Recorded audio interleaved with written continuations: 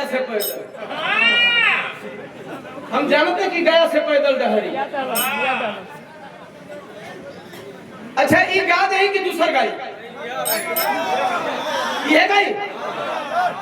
अब इन हाल ही में एगो ट्रेंड हमार करता 42वें नंबर पर होके के चला सबकर मांगत गाई ऐसे हम होगा जब नहीं होगा तो भाई एक लाइन होगा तो जब सबकर मने हो गई पिया वो चाहे रुपया वो चाहे। लेकिन पहले हेकर वाला गया ले पैदल आगे ले कहीं पीजी पकड़ो तभी हो बंद हो चल चल पैदल चल चला था शिल्पी राज कहले कि गीत हमार करीब कैला से पहले कलकत्ता गैंग ने बनाए उसी टाइम वायरल हो गई थी स्टूडियो वर्जन। और वो बात जाने के साथ कहता नहीं हां भैया। अभी हमारे भाई सोलंकी जी से सुने बबीता किन्नर। वाह वाह वाह। बबीता किन्नर का पहचान वाले गीत का नाम गुलरी का फूल। साला गीत वैसन हो जो कलाकार का साथ साथ कई कलाकारों का तकदीर बदल दे। भोज बिरहा से उठ करके भोजपुरी में वो जगह गीत बनाई क्यों बनाई तो मैं बता दूं रिलीजिंग का 1.5 साल पार हो रहा है।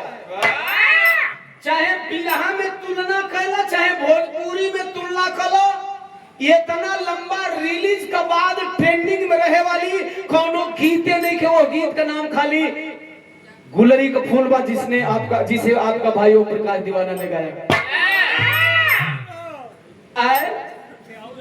एगो और पहले के सुन ला अभी 1.5 साल से ट्रेंडिंग में बा। ये इतना लंबा कोनो गीत ट्रेंडिंग में इबे ना करी आई तब तक ना निकली जब तक आप लोग ना निकल पा न चाहबो। जब आप लोग निकलबा तबे निकली नहीं तो फसल है गीत के निकाल के फसल अनिल भाई हम कहली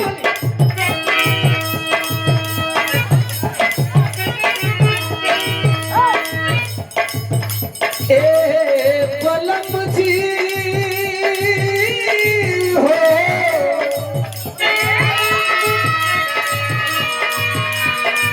ए राजा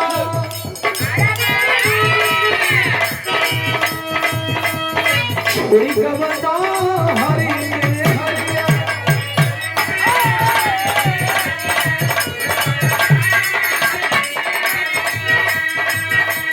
छोड़ी कवता हरी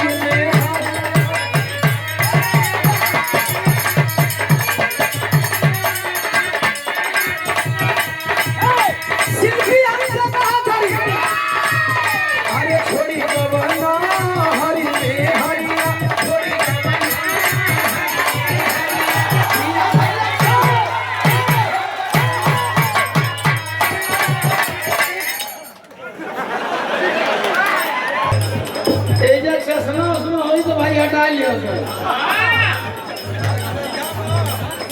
ये हमार बड़का भैया लोहरा पहाड़ से जंगल का राजा नगीना यादव उदय और नगीना भैया का बड़ा बड़ दोस्ती है। 500 रुपया दे के सम्मान में छोटे भाई की तरह हमेशा मानते हैं। साथ एक बार भी ना फरिया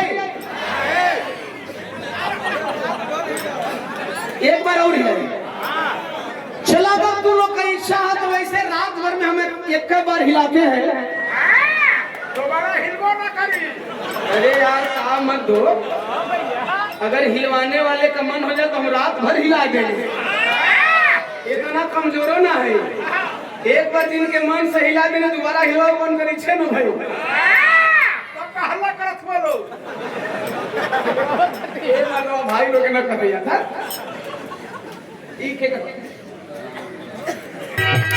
अरे कबनी सवातिया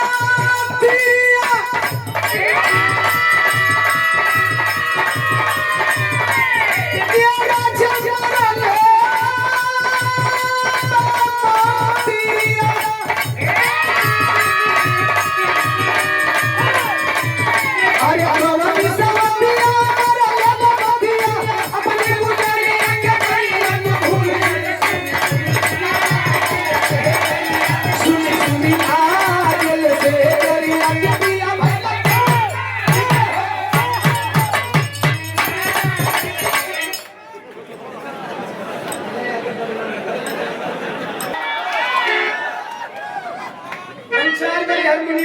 पहले यार, अब बार बार आने लगे। 1000 रुपया चलो में पड़ा ले ले। लोग प्यार से जाना